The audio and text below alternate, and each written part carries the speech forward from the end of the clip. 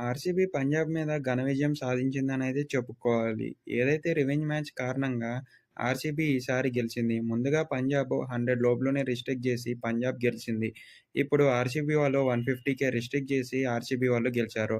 To be Frank RCB ఎప్పుడైతే బయటికెళ్ళి ఆడుతుందో అంటే వాళ్ళ స్టేడియం వదిలేసి ఆడుతుందో ఆ మ్యాచ్‌లు ఇప్పటి వరకు ఈ సీజన్‌లో ఓడిపోలేదైతే చెప్పుకోవాలి.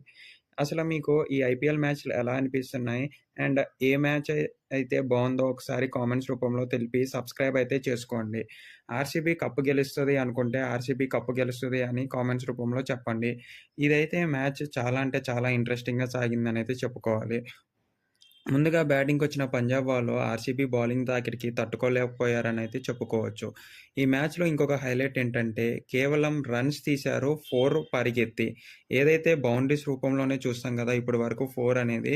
కానీ విరాట్ కోహ్లీ రన్నింగ్ మిషన్ అని ఎందుకంటారో ఇప్పుడైతే అర్థమైందనైతే చెప్పుకోవచ్చు. ఓకే. ఆర్‌సీబీ ఫ్యాన్స్‌కి మరియు ఆర్‌సీబీకి ఆల్ ద బెస్ట్ అనైతే చెప్తున్నాను.